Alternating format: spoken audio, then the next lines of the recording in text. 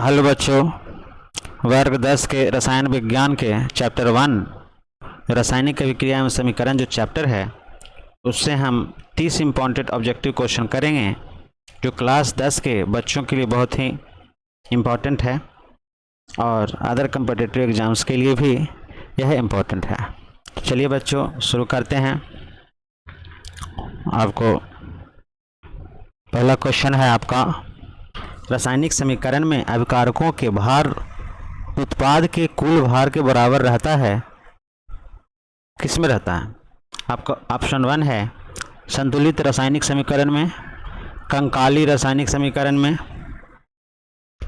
ए और बी दोनों उत्तर सही है या सभी उत्तर गलत है। तो इसका आंसर होगा बच्चों संतुलित रासायनिक समीकरण में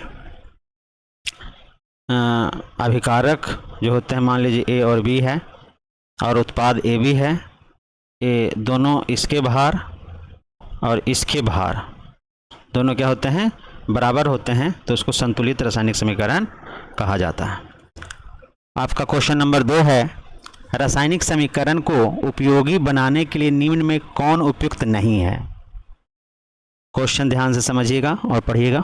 रासायनिक समीकरण को उपयोगी बनाने के लिए निम्न में कौन उपयुक्त नहीं है? भौतिक अवस्था का निरूपण, ऊष्मा को दर्शाना, अवक्षेप को दर्शाना, सूत्रों को मातृभाषा में लिखना। तो ये सही है बच्चों, इसका जो उत्तर होगा सूत्रों को मातृभाषा में नहीं लिखना है। सूत्रों को इंग्लिश भाषा होता है, जैसे लोहा को Fe लिखेंगे, है ना, क्लोरीन को Cl लिखेंगे। तो रासायनिक समीकरण में ऐसे लिखा जाता है। निम्न में कौन सी सूचना रासायनिक समीकरण से प्राप्त नहीं होती है? चलिए बताइए। ए प्रतिक्रिया के रंग, बी प्रतिफलों के मोलों का अनुपात, सी अभिकारकों के सूत्र, डी अभिकारकों में उपस्थित परमाणु। तो इसका सही उत्तर क्या होगा? इसका मोल का अनुपात तो होता है, अभिकारक के सूत्र भी होते हैं, अभिक्रिया में उपस्थित परमाणु की संख्या भी गिनी जाती है, लेकिन प्रतिक्रिया के रंग नहीं पता चलता है रासायनिक समीकरण से। तो सही उत्तर आपका ए होगा। ऐसा समीकरण जिसमें तीर के चिन्ह के दोनों ओर तत्वों के परमाणुओं की संख्या समान नहीं हो तो क्या कहलाता है? ऐसा समीकरण है जिससे ए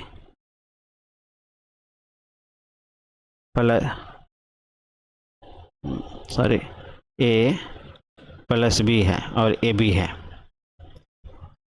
अगर इस तरफ परमाणु की संख्या और इस तरफ परमाणु की संख्या अगर बराबर नहीं है तो क्या कहलाएगा? असंतुलित समीकरण बी। निम्न में कौन सा समीकरण संतुलित नहीं है? संतुलित है, सॉरी। निम्न में कौन सा समीकरण संतुलित है?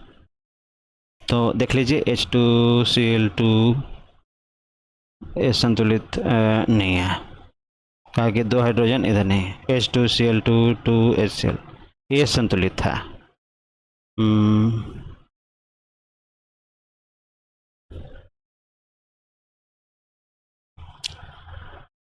ये संतुलित नहीं है, ये संतुलित नहीं है।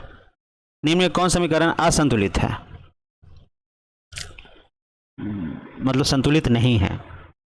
तो FeCl2 FeCl3 ये पहला ही लग रहा है, पहला ही है Fe प्लस Cl2 FeCl3, है ना, बाकी सब संतुलित है। Mg प्लस O2 2MgO यह रासायनिक समीकरण किस प्रकार की है? तो यहाँ पे जो ऑप्शन दिया हुआ है बच्चों उसके अनुसार संतुलित रासायनिक समीकरण होगा। रासायनिक समीकरण Fe plus H2O Fe3O4 plus H2O को संतुलित करने पर जल में अणुओं की संख्या होगी। चलिए इसको संतुलित करते हैं बच्चों। Fe plus H2O Fe3O4 plus H2, है ना, यहाँ पे Fe3 है तो यहाँ पे 3 कर देते हैं, O4 है, H2 है, O4 है तो यहाँ पे O को 4 कर देते हैं, 4 दूनी 8 हाइड्रोजन हो गया, तो यहाँ भी 4 हाइड्रोजन कर देंगे। अब देखो बच्चों बैलेंस हो गया। बैलेंस में हम देख रहे हैं कि यहाँ पे जल के 4 अणु आए हैं, जल के अणु पूछ रहे हैं, तो H2O कितने अणु, तो 4 अणु। किसी रासायनिक अभिक्रिया में परमाणुओं के आपसी आबंध में किन परिवर्तनों के आधार पर नए पदार्थों का निर्माण होता है। तो ये बच्चों आबंध के टूटने पर भी नया पदार्थ बनता है, आबंध के जुड़ने पर भी नया पदार्थ बनता है। तो आंसर इसका ए और बी दोनों होगा, आंसर सी। रासायनिक समीकरण अभिक्रिया का, रासायनिक समीकरण जो है अभिक्रिया का क्या है, सांकेतिक निरूपण है ना। जैसे मान लीजिए कि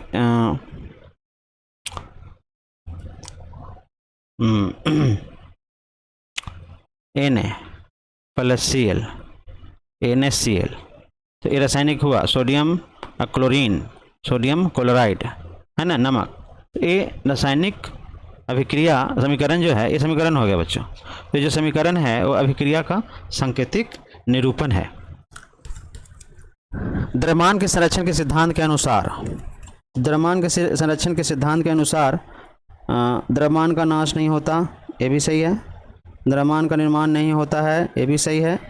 उत्पाद तत्वों में कुल द्रव्यमान अभिकारक तत्वों के कुल द्रव्यमान के तुल्य होता है, ये भी सही है। यानी कि जो आपका सही उत्तर होगा इनमें से सभी होगा। जब किसी अभिक्रिया के समय किसी पदार्थ में ऑक्सीजन की वृद्धि होती है तो निम्नलिखित में से क्या कहलाता है। मतलब ऑक्सीजन की वृद्धि होती है, अपचयन, उपचयन, संक्षारण या इनमें से कोई नहीं। तो इसका सही उत्तर है बच्चों उपचयन। ग्लूकोज का रासायनिक सूत्र क्या है बताइए। C2H5OH नहीं है भाई। C6H6O6 बिल्कुल नहीं है। C6H12O6 हाँ ये लग रहा है यही है। रासायनिक अभिक्रिया में भाग लेने वाले पदार्थ को क्या कहा जाता है। देखिए A प्लस B, ए मान ली रासायनिक अभिक्रिया आपका है, तो ये जो भाग ले रहे हैं ये अभिकारक कहलाते हैं और इधर वाला जो है उत्पाद कहलाता है बच्चों। तो इसका सही उत्तर क्या होगा अभिकारक। निम्न में कौन अभिक्रिया का लक्षण नहीं है। मतलब जो रिएक्शन होता है केमिकल रिएक्शन उसका क्या लक्षण नहीं है। तो रंग परिवर्तन बिल्कुल लक्षण है ना, ऐसा होता है। गैसों का निकलना ये भी लक्षण है, ये भी लक्षण है। अब छेप का बनना ये भी लक्षण है। अभिकारकों का तापक्रम स्थिर रहना ये लक्षण नहीं है। तो आपका सही उत्तर यही होगा।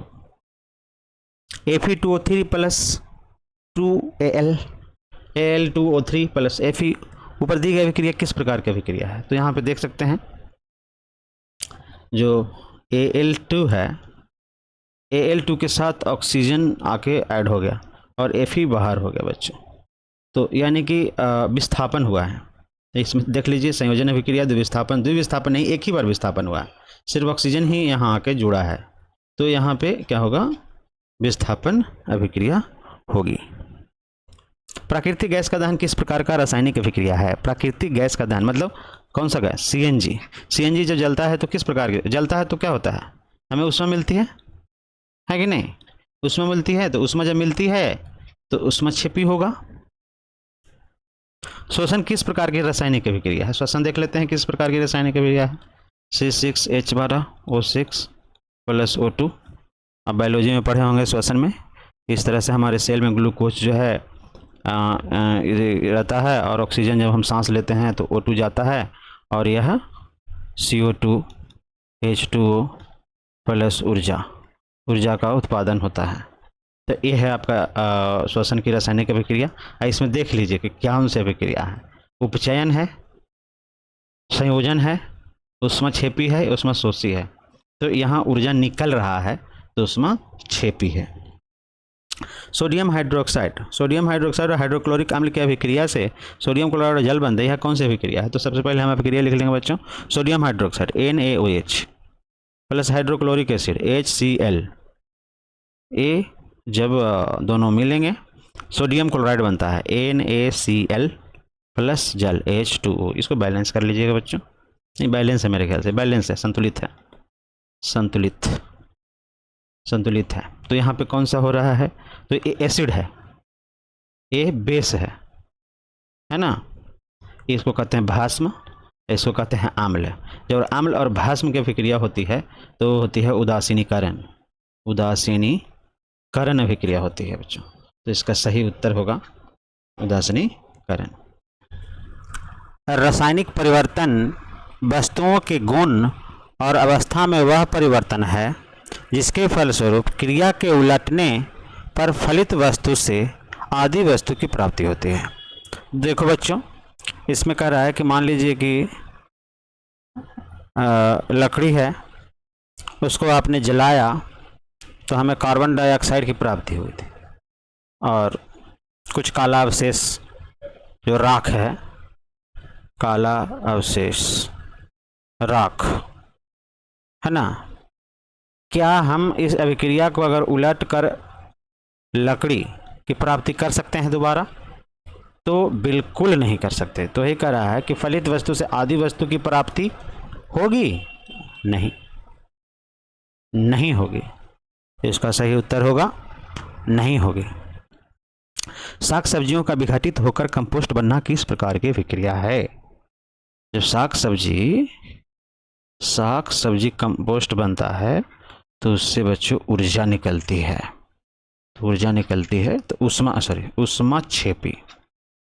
उष्मा छेपी अभिक्रिया होता है। AgCl सही है, AgCl है।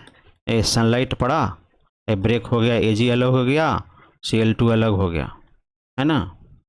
इसको बैलेंस कर दीजिए। अब बैलेंस हो गया। तो यहाँ पे देखिए बच्चों, प्रकाशीय अपघटन है, तो यहाँ पे अगर अपघटन ऑप्शन है तो वही सही होगा। हाँ, ये अपघटन अभिक्रिया है क्योंकि ये टूट कर अलग अलग हो जा रहा है। जिन अभिक्रियाओं में ऊर्जा अवशोषित होती है उन्हें कहा जाता है। तो ऊर्जा अवशोषित होती है तो ऊष्मशोषी सही आंसर होगा। Fe प्लस CuSO4, यहाँ पे देखिए Fe है, SO4 है, तो SO4 जो है Fe के साथ आ गया। क्यों? Fe जो है Cu से ज़्यादा रिएक्टिव है, इसलिए SO4 किसके साथ आ गया? SO4 जो है Fe के साथ आ गया और Cu बाहर। ये भी विस्थापन अभिक्रिया है बच्चों, विस्थापन अभिक्रिया है, पहले भी ऐसा क्वेश्चन आ चुका है। Na2SO4 प्लस BaCl2 जब रिएक्शन होता है तो BaSO4 प्लस 2NaCl, इस अभिक्रिया में BaSO4 का श्वेत अपक्षेप बनता है। BaSO4 का श्वेत अवक्षेप बनता है, तो ये अवक्षेपण अभिक्रिया हो गया। इसमें हमें अवक्षेप की प्राप्ति होती है। अवक्षेप समझते हैं? अवक्षेप बोले तो जैसे तेल वगैरह जो होता है, जब हम लोग मिल में उसको पेराते हैं, है ना, तो उसमें नीचे गादा बैठ जाता है बच्चों। तो वो जो गादा जो बैठ जाता है, जो गंदगी बैठ जाती है उसकी, वही अवक्षेप होता है ना। तो ये इसी तरह से ऐसे ही होता है कुछ बहुत सारे रिएक्शंस में कुछ BaSO4 का अवक्षेप बन रहा है उजला कलर का, तो अवक्षेपण अभिक्रिया हो गया। वे अभिक्रियाएं जिनमें अभिकारकों के बीच आयनों का आदान प्रदान होता है। किसका आदान प्रदान होता है? आयनों का आदान प्रदान होता है। जैसे Na प्लस है, Cl माइनस होता है, तो इसमें आयनों का आदान प्रदान होता है ना। तो आयनों का आदान प्रदान होता है, मतलब जो ज़्यादा पावरफुल रहेगा वो उसको खींच लेगा। तो इसमें मेरे ख्याल से वियोजन अभिक्रिया नहीं, संयोजन अभिक्रिया नहीं, द्विविस्थापन अभिक्रिया होगी। द्विविस्थापन अभिक्रिया होगी। द्विविस्थापन अभिक्रिया में आयनों का आदान प्रदान होता है। निम्न में कौन अभिक्रिया के लक्षण हैं? अभिक्रिया के रिएक्शन, मतलब केमिकल रिएक्शन हुआ, मान लो रिएक्शन हुआ तो क्या लक्षण है? तो मैं एक बार बता देता हूँ बच्चों। जब रासायनिक अभिक्रिया होती है ना, तो उसके लक्षण हैं रंग बदलना वस्तु में, दूसरा उसका टेस्ट बदल जाता है, तीसरा ताप का उत्सर्जन,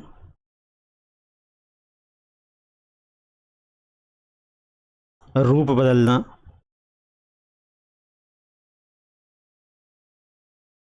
है ना, कोई कोई भी क्रिया में प्रकाश का उत्सर्जन, अपक्षेप की प्राप्ति, है ना, गंध, गंध आना, सतमा गैस का निकलना। तो ये सारी जो चीज़ें हैं ये अभिक्रिया के लक्षण है। तो इसमें से देख लो कोई है तो अभिकारक के स्वरूप में परिवर्तन है, ये तापमान का उत्सर्जन यस है, प्रकाश का उत्सर्जन है, मतलब इनमें से सही आंसर होगा। वे अभिक्रियाएं वे रिएक्शन जो दोनों दिशाओं में अग्रसर होती है कही जाती है उत्कर्मणीय। वैसी रासायनिक अभिक्रियाएं जो एक ही दिशा में अग्रसर होती है कही जाती है अनुत्कर्मणीय। एक ऐसी अभिक्रिया है, यहाँ पे देखिए हाइड्रोजन और आयोडीन है, इसमें जैसे ही बहुत ही कमज़ोर होता है इसका बॉन्डिंग बच्चों, लाइट जैसे है इससे पड़ा, इससे हाइड्रोजन और अलग और आयोडीन अलग हो जाता है। तो यहाँ पे क्या हुआ, अपघटन हुआ है, ब्रेक हुआ है, टूटा है ना, तो प्रकाशीय अपघटन हो गई। थैंक यू वेरी मच बच्चों देखने के लिए। इसको प्लीज़ सब्सक्राइब भी कर दीजिए, लाइक भी कर दीजिए, और thank you very much for watching this video.